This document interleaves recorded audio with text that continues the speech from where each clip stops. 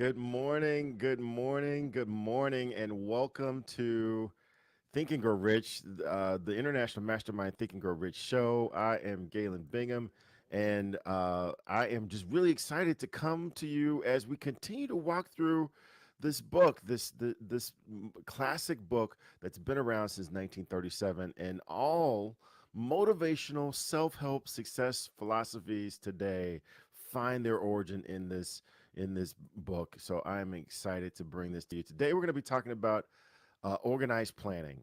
And this is a really, really important topic. And I'm going to read to you something from the text because this is actually on page 107. It says that no, excuse me, 106. It says no individual has sufficient experience, education, native ability, and knowledge to ensure the accumulation of great fortune without the cooperation of others. If the first plan which you adopt does not work successfully, replace it with a new plan.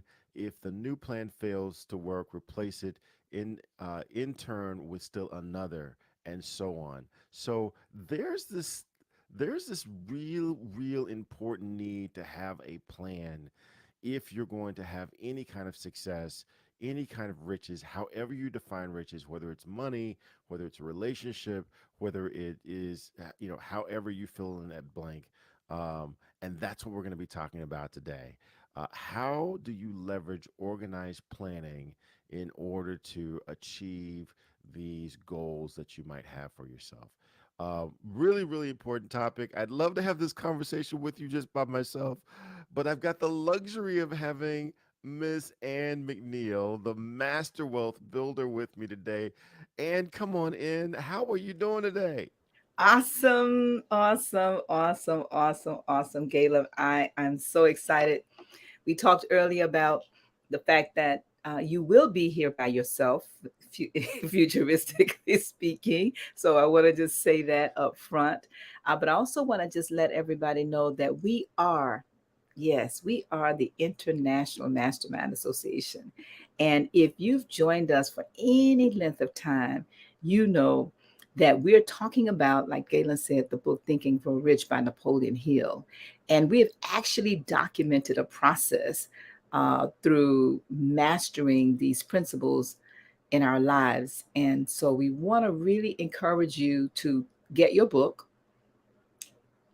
participate with us in this process today as we talk about organized planning. And so, Galen, I'm excited to get into the conversation because, as you know, we can have dreams and goals, but in order to crystallize them into reality, we must have a desire to act on the goals by having some definite practical steps and plans. So let's get started. Yeah, yeah. Well, hey, look, I would love to we could just have a conversation between the two of us about this topic because both of us are incredibly busy. Both of us are doing massive things. You probably more so, even with these international trips that you're getting ready to go on. But today we've got the luxury of having with us Mr. Donald Dowridge Jr., who is a keynote speaker. He's a mentor. He's a motivational guru. And we're going to bring him on just for a second, but he also is a Frederick Douglass impersonator. So he's got a lot of things that he's got going on, constantly going on. And so the perfect person to have in this conversation around organized planning. So, Mr. Dowridge, come on on. We would love to have you just talk to the audience just a little bit about who you are and all these things that you're doing. And boy, I tell you, the Frederick Douglass is dead on. That's dead on. I first of all, I made sure since Miss McNeil mentioned, and she has her Frederick, so I said, well, let me go ahead on and bring my Frederick to the stage as well. In my Frederick voice, good morning, and we are gathered here this morning to talk about the abolitionists and how we can free the slaves. That's my Frederick Douglass this morning. How's everybody doing? Oh, Awesome, fantastic. awesome. Fantastic. Can't wait to get into this conversation because like I said, any of us can have dreams and goals and things that we say we want to do someday, but without an organized plan, as Ann was saying earlier, they just remain on someday island. So we definitely want to get into this conversation with you to understand how you leverage organized planning to do all the things that you're doing at such a high level. Before we get into that, though, Miss Ann, I'd love for you to just kind of share with the audience this overview of all the principles, so we can understand how organized planning fits into an entire process. So if you could take us through that, that would be great. Absolutely, Galen. I think that for those of us who study the book and live in these principles, we will begin to understand really that when you talk about making money, every single principle that is espoused in this book connects to, I call it a secret, even though there's really no secret.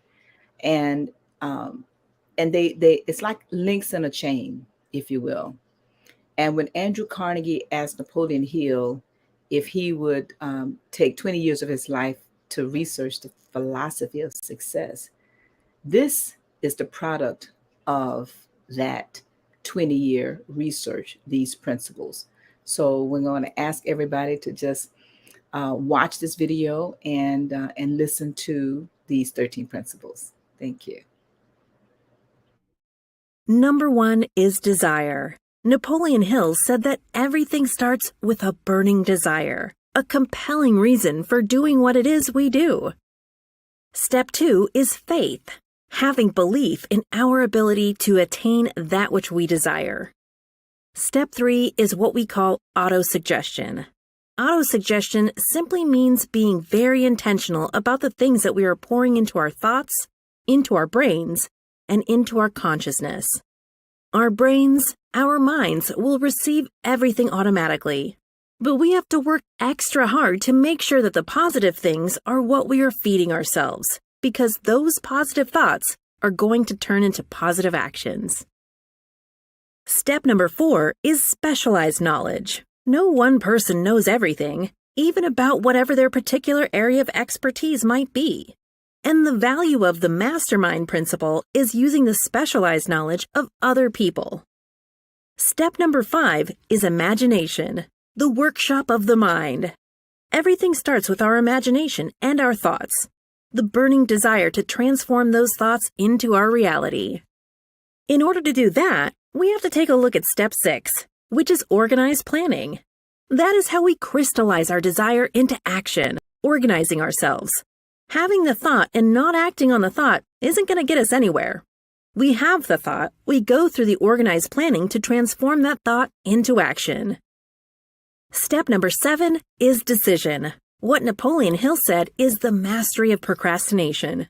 Napoleon Hill said that the antidote to procrastination is simply to make a decision and then move on that decision.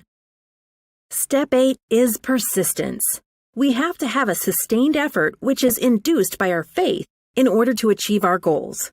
One of Napoleon Hill's books I love, even the title, 3 Feet from Gold. Those people who became rich during the gold rush in the wild, wild west days didn't do that because they were necessarily smarter or had better information than anyone else. It's because they stayed just a little bit longer. Sometimes people left when they were just literally 3 feet from gold. So hanging in there, being persistent, is step number 8. Step number 9, the power of the mastermind, the driving force. None of us can accomplish anything on our own. Everybody, I don't care who you are, from the most prominent person to the person who might be considered the lowest on the totem pole, everybody has someone who helped them get to where they are. And the power of the mastermind is being able to use those influences around us, use the thoughts, use the knowledge, use the exploration of other people to help us in achieving our goal. Step number 10, the mystery of sex transmutation. This title can be a little confusing, but essentially what the mystery of sex transmutation means is that we oftentimes in our society think of sex as being purely physical. It is absolutely physical. But what Napoleon Hill teaches us is that sex also has an emotional element, and that sex is the strongest of our desires. That if we can take our sexual energy, transform that into positive, creative influences, it can propel us to new heights. And so we spend quite a bit of time talking about the mystery of step 10, which is sex transmutation. Step number 11 is the subconscious mind, which Napoleon Hill tells us is the connecting leap between our human mind and the infinite intelligence, the source of all thought, the source of all creativity. Conscious mind, we spent some time talking about how we use that through the influence of autosuggestion and what we're feeding into our mind. Step number 12, which is the brain, the broadcasting and receiving station of thought. Final step number 13, the sixth sense, the door to the temple of wisdom. This is the final step through which infinite intelligence may and will communicate voluntarily without any effort from or demands by the individual. The principle is the apex of the philosophy. It can be assimilated, understood, and applied only by first mastering the other 12 principles. All right. So those are all the 13 principles that go into this philosophy. And before we go into the conversation with our guest, Mr. Dowridge, I want to go back to page 107 because right there towards the top, it says the most intelligent men living today cannot succeed in accumulating money nor any other undertaking without plans which are practical and workable. Just keep in mind and remember that when your plans fail, they are temporary defeat. It's not a permanent failure. It may only mean that your plans are not sound, but just build another plan, start all over again, and stay focused. And with that, I want to go back to our guest. I want to bring in our guest and just hear from you, Donald. We talked about all the things that you're doing. Keynote speaker, mentor, motivational guru, master ceremony. You're a historian. You're a scholar. Is there DLD wear that you've got going on? You've got books, DVDs. There are so many things. How do you leverage organized planning as Napoleon Hill described it? How do you leverage that to do the things that you do?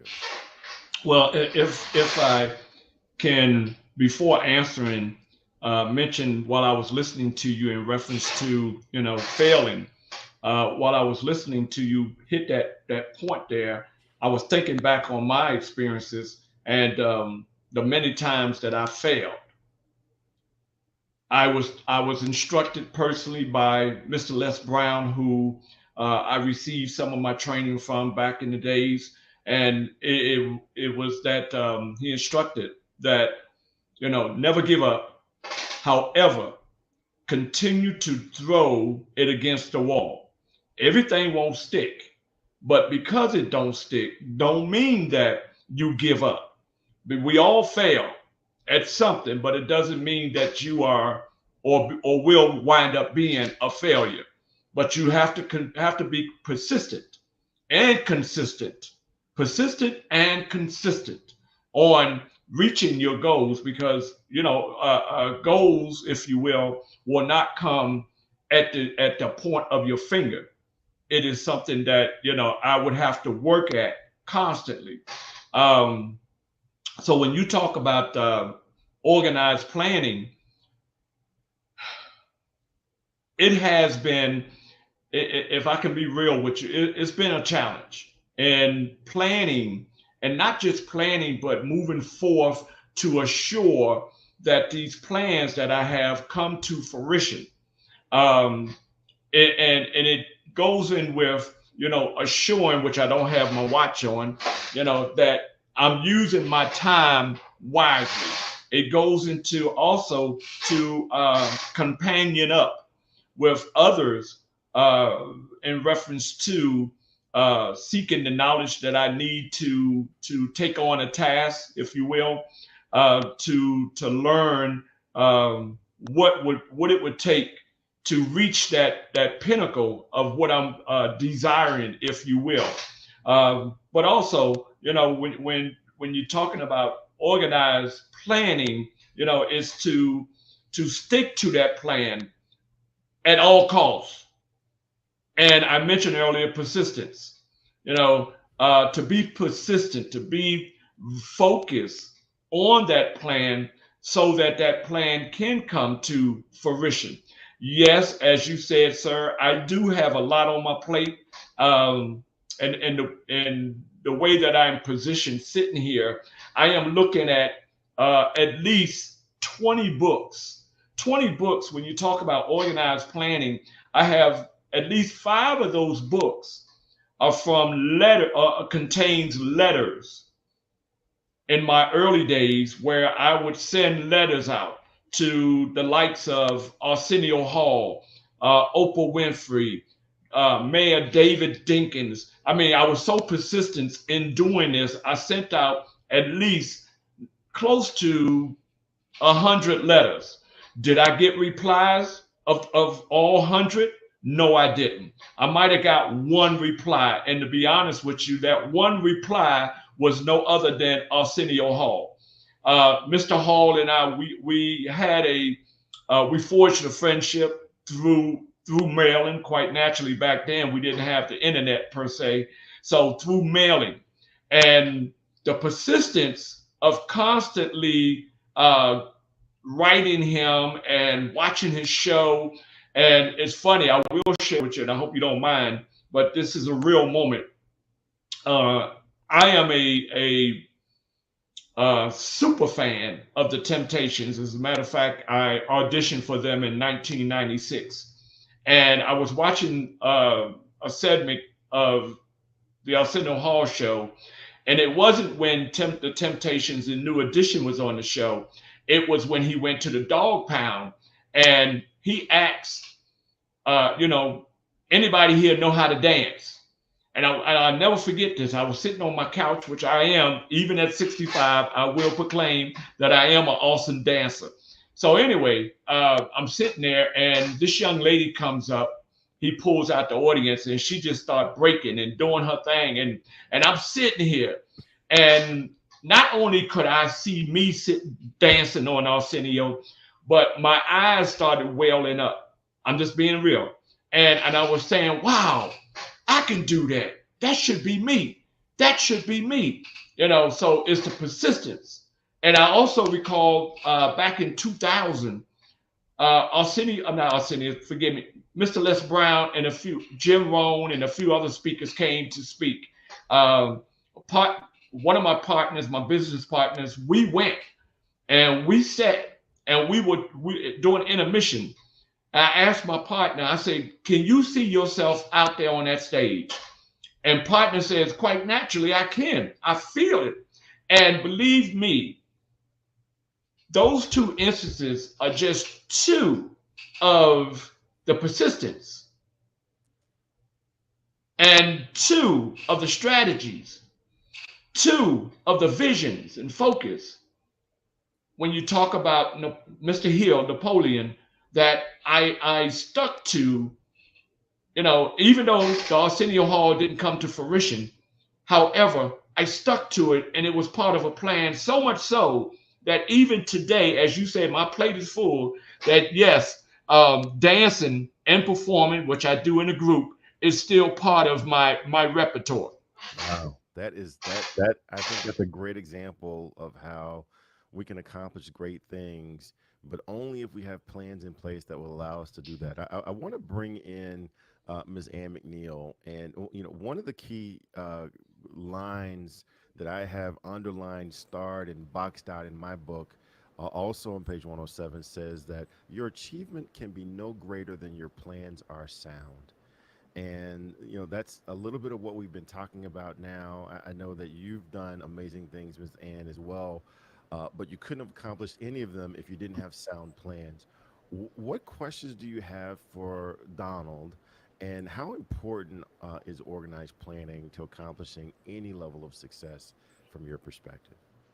Well, Donald hit on something that is right actually on the first page of the chapter. And I think that it bears repeating when you think about, the author takes us back to chapter 1 and in chapter 2. And basically he says that, go back to the 6 definite practical plans and the practical steps. If you desire to translate your desire for money or its equivalent into reality. And so one of the first things he says you must do, and Donald talked about this, is you must connect yourself with a group of people who are willing and able, keyword, willing and able, to check your plans out. That's called a mastermind group or business partner, whoever you want to call it.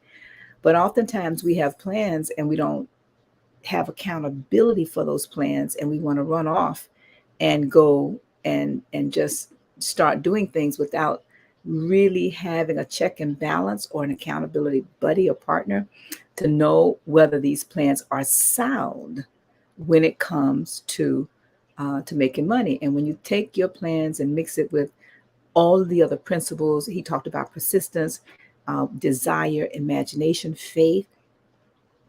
All of these are required, because what happens when defeat comes? One of the things that I was doing in preparation for today's podcast, I actually wrote here on my pad. I said, what happens when defeat and fear comes? And this is why it is imperative that we have others surrounding us, and maintaining perfect harmony with them and them with us, to really be open to the criticism or the challenges of, vetting those plans. So I just would like to encourage everybody that's listening, you really must have written, documented plans, and, short-term, long-term, plan A, plan B, plan C. But what do they really look like? I encourage everybody to go back to how much, doing what, by when. Those are the 6 keys that he gives us in the first couple of chapters. So those are just some thoughts, Galen. But my question for our guest, I call you Mr. Donald. You know that, right?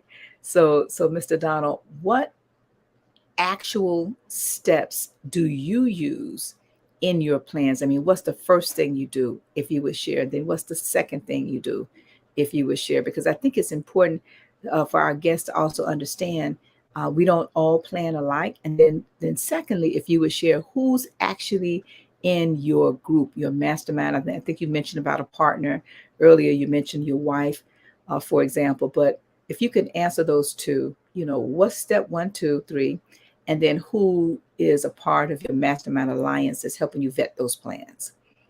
Thank you. First and foremost, I just got to be honest with you. GOD, who is God. The second would be, my imagination. And I do have a vivid imagination, I must state. And once that imagination come in, the next thing I have in my hand is a pencil. And you can't see it behind me, but if I move the poster out the way or the print out the way, there's a bucket full of pencils. I have or pencils and pens, and I have pencils, or should I say a pen on my desk. And I'm always writing, because out of the 95,000 thoughts that flow through my head, quite naturally, I'm not going to be able to catch all of them. But if thoughts that flow through, and they are, how can I say, valid, if you will, thoughts, and I think that, that's a possibility that it could come to fruition, I will jot it down. And if I can go back to 2009, the prima donna thought that came in my head in February of 2009 was Frederick Douglass. I didn't question it. I just ran with it. So a majority of times, if a good thought come through, and if I imagine, I'm going to act on it. I'm going to write it down. In reference to a partner or partners who advises, I do have a few of them to be exact, and they're not per se here in Tampa with me. And thank God for the internet, which and of course phone. Um, we play off each other. I present ideas, and vice versa. And I will mention one, not by name, but this gentleman, he is very persistent, and he tells me like a TI is, and I appreciate the young brothers very much. And he brings forth valid ideas, and vice versa. So, it's good that you have, like you say, Miss McNeil, it's good to have that mastermind team because, as you know, no man, no woman is an island. They will not make it on their own. And quite naturally, if I may move forward on that, is that being an island, and when you come up to those, like you said, you miss your goals or, something did not work out, you have all the earmarks to want to say, I quit. I'm done. It's not going to work. And you can only imagine how many people in this life who have had $1 million, $1 trillion ideas, but because they felt that it wouldn't work, they gave up.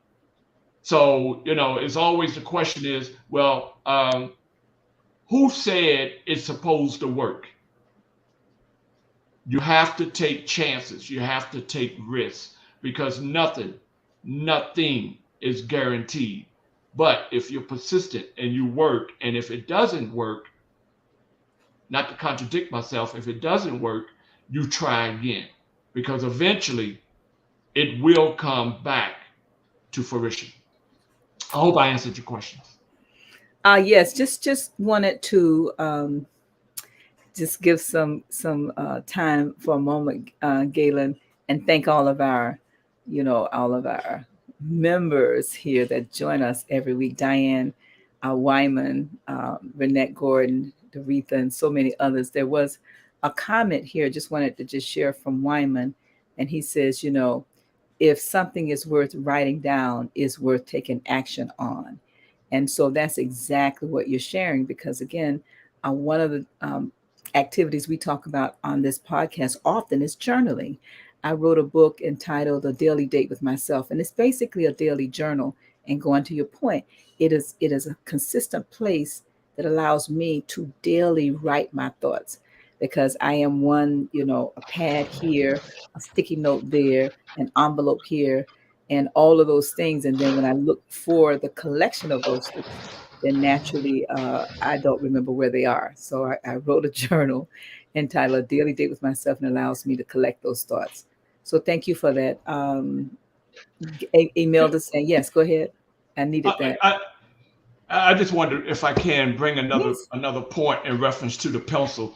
A few years ago, I listened to a lot of music when I'm at the gym, when I'm running, et cetera. And back in the days, I was in Jacksonville speaking, and I ran across this young brother, not knowing who he was, but this brother was a Christian rap artist. So he gave me a CD, right? So on my drive back to Tampa, I'm listening to this CD. So at the beginning, you have this narrator or the MC who does all the hyping and whatnot. And something he said really struck me. He said, a short pencil can save your life, meaning that write down your goals. So I want to bring up, this is a full pencil, okay? Not really full, but it's a full pencil. And one of the things that I do in some of my sessions, I will actually break the pencil. And I will ask the audience, is this pencil still good? Can we still use this pencil? And some will say no. And then the ones that say no, I say, why we can't use it? They say, because it's broken. I say, well, being that it is broken, it makes it even more powerful. Why does it make it powerful? Because guess what? And I'll go through it. Back in grade school, if I didn't have a pencil sharpener, I would go like here, or I would peel it to get to that pencil, that lead. And you know what? Doing it the hard way, and I know somebody's going to clap back, but doing it the hard way, all right, makes it more appreciable because of the fact that you have went through the extra mile to make sure you write down your goals.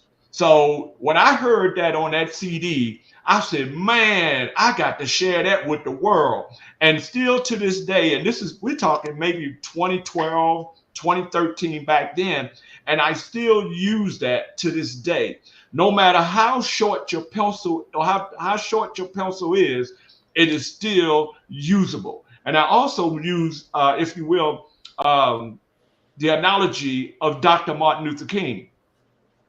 I let them know that unfortunately Dr. King was assassinated at a tender young age of 39 years old.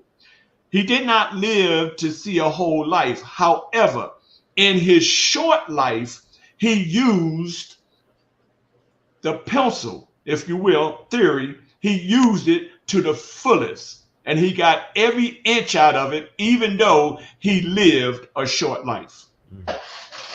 Fantastic. You know, Now we have more tools to write. And Imelda says, "My Lord, that will preach." That is good. We want to thank all of the individuals that come on every week and supporting us in this podcast. But I want to go back to the organized planning section that talks about really bringing together your mastermind alliance. So you talked about individuals that the technology has allowed you to connect with. Is it possible, if you don't mind sharing, do you have an organized way you do that, or is just conversation, or it's just questions that you have? Can you walk us through that process of how you actually take the imagination, the imaginative ideas, and take them through the planning process? Sure. Well, basically, and as you know, we all had our lives disrupted because of COVID. But even though we had our lives disrupted because of COVID, if you are energized and you are still focused, all right, that does not excuse the fact that, okay, well, I could take these 2 years, or I could take this lockdown and just lay back and chill. Chilling, you know, when I think of chilling, that's when I go outside and it's snow outside. That's the only chill I'm getting. But other than that, just having the wherewithal and the tools to be able to compensate or to conversate. And I say that in such a manner as that where we live at in this society today, this technology we have before us today, there is definitely no excuse for failure. And I say that because just imagine if we had COVID before we had the telephone, or not the telephone, but cell phones and the computers. How would we be able to do the things that we do today, such as with this show? You know, I mean, we're all online. We're not live and, you know, person to person. We are actually on a device. But back then we didn't have that privilege. Okay. Now, this may sound weird, but back then I probably could see, you know, having the excuse, if you will, to say, you know what, I'll use the phone, I'll write a letter, but you know, you gotta wait for that return, for that response. Whereas now it's automatic. So we have no excuse not to, you know, cell phone it, laptop it, to communicate with our masterminds. And one thing that I do on a constant with some of my partners, if you will, is that, you know, it's no problem with me to text. I got an idea. It's no problem with them to text. I mean, I have one partner that, you know, to be honest with you, he lives on Instagram. But when I say he lives on Instagram, trust me, it's not living on Instagram nonsense. He lives on Instagram educating, empowering, and coming up with great ideas that he shares with whomever, you know, decides to tune in. Also with myself, I have when I have quote unquote downtime, that means if I'm not traveling, not speaking, I come up with, like motivational flyers that I design, because I do graphic designs. I come up with them and I will send them to him and say, what you think about this? He'll hit me back and he say, okay, and I'll let it rip. Facebook, Instagram, Twitter, TikTok. And the premise behind that is, in my personal space, who can I help next? Knowing that I can't be 1,000 places at one time, but guess what? This modem that we're using can be 1 trillion places at one time. So it's the putting out the information so that people can gather it and people can run with it and people can do what they wish with it. If I can go back, another true moment, my grandmother gave me, some money to put in church, maybe $5. And I said, okay. So I took that $5 and I found myself at the local grocery store buying some cookies. My grandmother, in doing that, her heart was at peace with God because she did something that was put in her heart. Now, once she gave that $5 to me, it was up to me what I did with that $5. So I say that to say that once this information is going out to the airwaves, it's up to them what they do with it. All right. But my heart is at peace. Another instance is when back in the days, man, y'all, I love y'all too. I love y'all because y'all got my mind. It's running. Back in the days, I started. I told you I was in music. I started a group. It was called KDIWD, Kids Doing It Without Drugs. And what I did with this group, these kids were maybe from 8 to maybe 13 years old. I set them up on a likeness of the Temptations, New Edition, and Another Bad Creation. Okay, so Now, I want to let everybody know that's listening that this is an example of an organized plan. So we're making the point and we're sharing the story. So now you can go ahead and proceed, please. Thank you. Oh, okay. So what I did with these kids, quite naturally, after school, I would go pick them up. I would work with them on their homework. I would give them some Bible time. And then we would go into performing, doing our steps and what have you. So that was another, if you will, thought that came to my mind because I said, well, I've had the opportunity to work in the music world. I've had the opportunity to meet stars and whatnot. And how can I take what I have and take it and pass it on to another generation? So using that modem, if you will, I stepped out and KDI, Kids Doing It Without Drugs, was created. Now, fast forward to where we are, 2 of those young men, the Tentacles, 2 of these young men from the group have gone on, to work in the music industry. One of those young men have had the privilege to work with Michael Jackson, Gladys Knight, some country stars and what have you, doing engineering, the engineering, making sure the sound is right and what have you. So it all started with a dream. It all started with a seed that was implanted in me, going back to when I first saw James Brown on the Ed Sullivan Show. And as a little kid, 7 years old, I said, that's what I want to be. That's what I want to be. So moving forward, I had the opportunity. Now, this is a plan, a strategized plan that was implanted in me at 7 years old. Moving forth, all these years later, it still, was taking place. And I had the opportunity to move it from me, point A, to the children, point B. Now, going back to entertaining, okay, I'm still entertaining because I portray Frederick Douglass. I'm still entertaining because I'm in The Wire. I'm still entertaining because I'm with the singing group. So each of us have a, if you will, a seed. And when you speak of Napoleon Hill, he speaks of the two envelopes when we were born.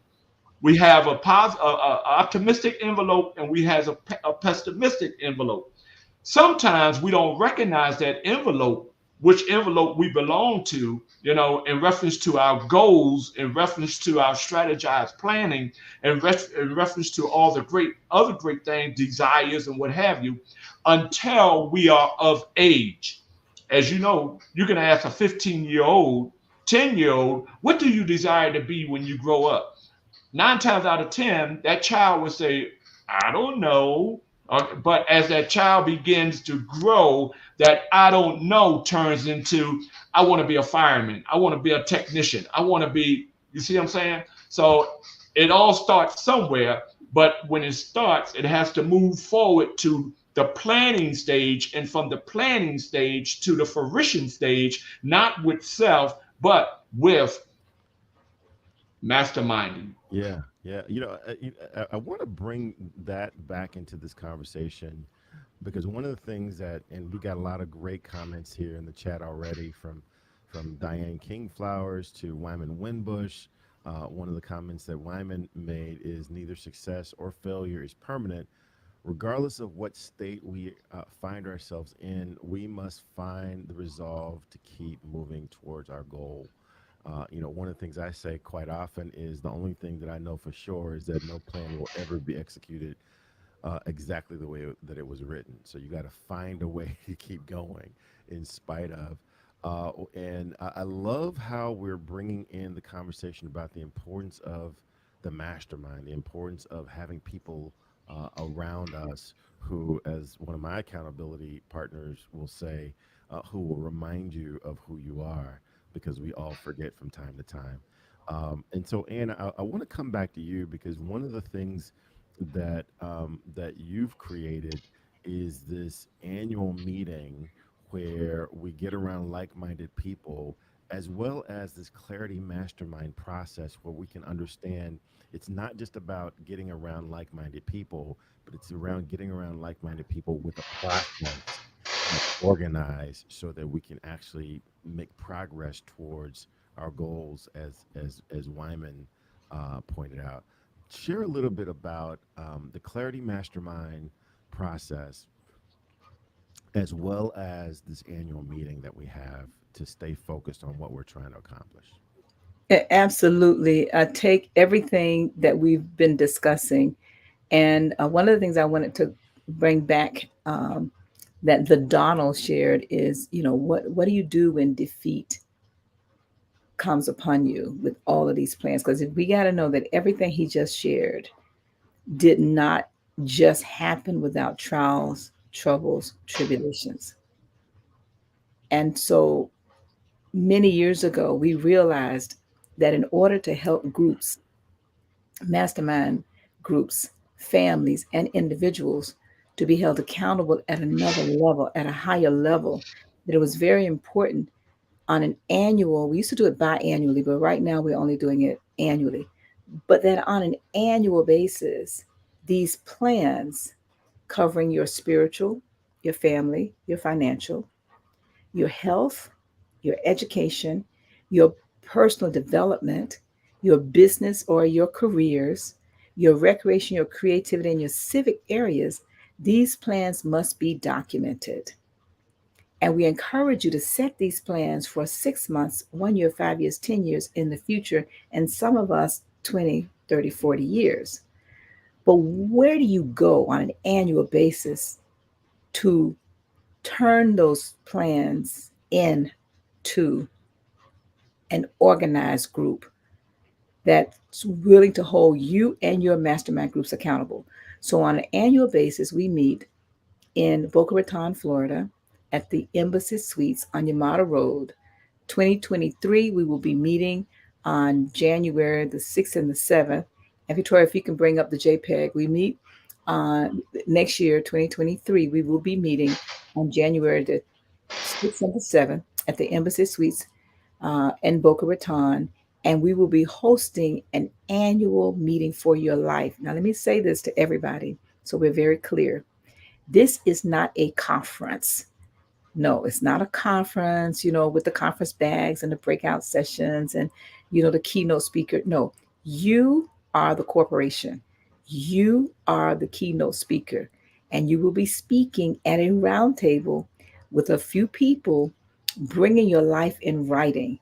And for any reason that you want to bring a guest or you show up empty handed, just know you cannot come in without completing what we call a survey for your life. Why? Because on an annual basis, this is what organized planning looks like. We can talk about it, but how do you be about it? And so from this organized group, we've also created what's called a beta test group. So Victoria, if you can pull that group up, that JPEG. Now, all of this information is on our website at internationalmasterminders.com. internationalmasterminders.com. If you are interested in participating in our beta test, that's where we're discussing the good, the bad, and the ugly of masterminding, and how do you form and create your mastermind group, and listen to some other groups and some other individuals who are creating best practices for masterminding. It's not perfect, but what Napoleon Hill tells us in the first page of the organized planning chapter and principle, he says, in order to vet, in order to check your plans, you must have a mastermind group. You must have someone holding you accountable. So join us once a month. You can register at internationalmasterminders.com/group network. Again, that's internationalmasterminders with an S.com/group network. And you can register, and we'll send you all the details to participate with us in that particular group. Now, as we prepare to wrap up, if you're interested in having greater clarity as you mastermind all of these areas, you can go to annmcneil.com/coaching. You can go again to annmcneil.com/coaching and connect with us in regards to masterminding with clarity. And what we just did, we took a high level, we brought it down to another level, and we brought it down to you and what you can do on a daily basis, a monthly basis, to vet your plans with an organized group. All right, Galen? Yeah, I mean, so again, I can't endorse that mastermind process enough. I can't endorse the annual meeting enough.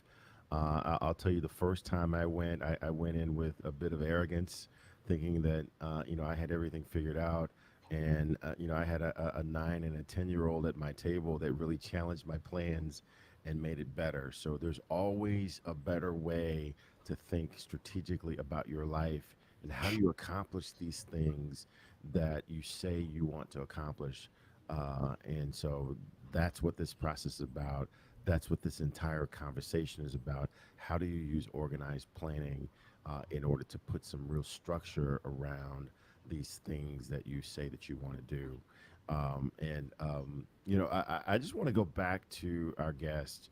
Donald, one of your mottos of your company is dreams to reality. And that seems to fit in specifically to the organized planning.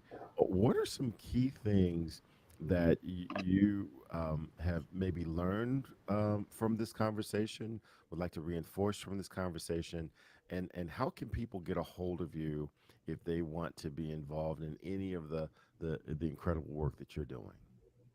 Thank you. Thank you. And, as Ms. McNeil was mentioning about the yearly mastermind group, again, I'm in my mind thinking, I'm taking in every word. And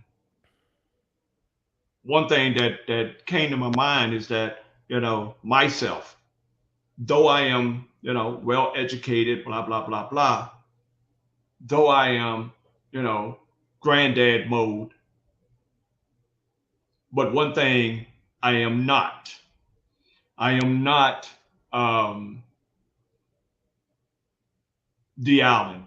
And I say that because one of the things that I'm always telling my young groups that I'm speaking to is that, I have no qualms about sitting down as if I was the fourth grader, meaning that I am always open to take in information that will, assist, that will grow me, that will educate me. So I do appreciate that, Miss McNeil, that information you shared, and it was on target because of the fact that we all, until we're in that box, and we all got a date with destiny, but we should always be open to gain that knowledge, to be accessible, to be willing, to be open, because of the fact that just because we are elder and we have younger, just because we have been here longer, it does not dictate that we are it per se. We have, I'm amazed at the young, powerful kings and queens that I am associated with, who are constantly pouring into me. I am a sponge. We should all live our lives as if we are sponges, meaning that when we take, when you wet a sponge, it enlarges, and when we squeeze it out. So taking in all this knowledge that I've just taken in this morning, just from you all, now I can take this sponge and I can go out, and guess what? I can sprinkle the knowledge about. So, I started using the sponge analogy a few years ago because that's what we are. Yeah. So it's a matter of how do we gain to share, because it's not ours. How can people get a hold of you if they would love to have you sprinkle some of your knowledge on them? You got some events coming up? Well, I do have one, I'm, you asked me the question and then you went to, do I have events come up? So I'll go to events. I'll do the latter. I do have a couple of events coming up for the Father's Day weekend, and I will be portraying the man behind me. I will be betraying the man behind Miss McNeil, Mr. Frederick Douglass, on stage at the Palladium in St. Petersburg on June 18th, as you see the flyer there. And the headliners is the Soul Caravan, which they will be doing a Earth, Wind, and Fire tribute. Now, I didn't mention prior to that, or better yet, earlier in that day, I will be performing again as Frederick Douglass at the Clearwater Library. And I should have mentioned as well, also on the 28th, I apologize because I'm still waiting on the official flyer. I will be performing at the Tampa Bay History Center as Frederick Douglass as well. So I do have these 3 engagements coming up. And if anyone would like to gather more information on that, or have me to come out and speak, quite naturally, they could dial me directly, 813-394-5875. They can email me at DLD Delta Lima Delta 28 2002 at yahoo.com. And trust me, whatever social platform is out there, DLD is running high on them. So I'm there, and I'll be honest with you. I only have one purpose, and that one purpose, believe it or not, is who can I help next? Love it, love it, love it. Miss Ann, you had to have enjoyed this conversation because this was right at the core of what you've committed much of your life to. What are some key takeaways that you've gathered, and then how can people get a hold of you if they want to get involved in any of the things that you're working on?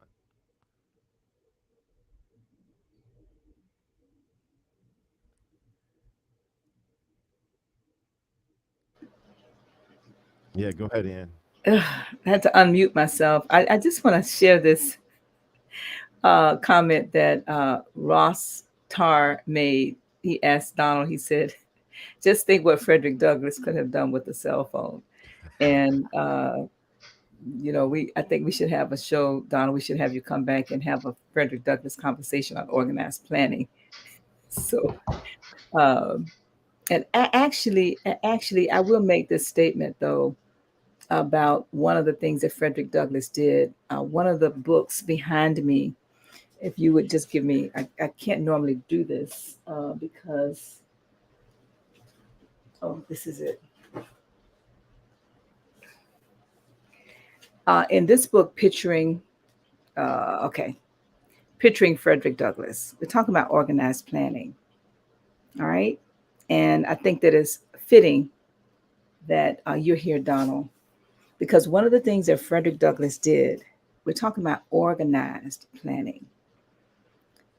He created a plan through his imagination by first saying, my face, my Frederick Douglass face, would become the face of the slave. Now, desire, that was his desire. And by faith, he created a plan, an organized plan. His plan was that he would take a picture of himself, all dressed up in his garb, everywhere he went in the world. He organized, and just imagine during his day, communicating with the photographer in advance, oftentimes before he got to a location, to photograph him. And then his plan was to have copies made of his own face, which we now know like postcards, and send that copy all over the world during his day to every important person in the world, kings and queens, president. Now, this book that I just showed you, entitled Picturing Frederick Douglass, states that Kodak did the research. And we're talking about organized planning. And what does it look like in your life? Coming out of slavery, for him to do that then, Kodak did the research and said that his face was the most photographed face during his day in history. He was photographed more than kings and queens and presidents and dignitaries. Now, that is an example of an organized plan that was executed with the mastermind group of accountability. Why? Because he could not do that alone. He had other people that didn't oftentimes look like us, and some did look like us, who were photographers and leaders who helped him to execute that plan. So I know we're right at 9:00, but my name is Ann McNeil. And I am, yes, I am the master wealth builder. But like Frederick Douglass, Donald, you can appreciate this. I have decided that this face is the face of a Black woman in construction. And I've taken a page out of his book, and I've decided to tell the world that this face right here is the face, not just of a Black woman in construction. This face is the face of the construction industry. And so I want to challenge each one of you that's listening to us today. I don't care when it is in the future. What decision are you willing to make, and where's your plan of action, and who's holding you accountable? Again, my name is Ann McNeil. I am the Master Wealth Builder. And back to you, Galen. That's exactly why we do this. I mean, this is such a magical hour that if you are not subscribing to this podcast, if you're not subscribing to our YouTube channel, if you're not reading Think and Grow Rich, I really don't know how you're planning to be successful in your life. I guess chance and luck has their places, but with your life, how can you be successful on purpose? I would encourage everyone to not only subscribe, hit the reminder button, but to share this with anyone you believe needs to have some structured success in their life. because that's what we bring, right? And we bring people like Donald Dowridge, like Ann McNeil, like our other host who is out and about right now, Dr. Peter James, to bring you the tools that you need in order to be successful on purpose. My name is Galen Bingham. I am the leadership strategist. There are tons of ways for you to get a hold of me throughout social media, but the fun way, the best way, the most meaningful way, some people say, is for you to tune into my podcast, Whiskey, Jazz, and Leadership. We're available on every podcast platform, every platform where podcasts are available. I double dog dare you to try us just once. We share the whiskeys to drink, the music to listen to, and interview leaders to share with you what it really takes to be an effective leader. As I said, I double dog dare you to try us just once. This has been another amazing conversation. Thank you so much for all of those who were able to join us live. We've had Dahlia Deering, who's been in the comments, Kristen McCarran, who's been in the comments, TLC family, thank you so much. Abundant Health, obviously Wyman Wimbush, Imelda Wallace, just Renetta Gordon. Thank you so much for all who were able to join us. Please, again, as I said, share, like, and subscribe so that we can help as many people as we can be successful on purpose. Until next time, please continue to think and grow rich. Take care.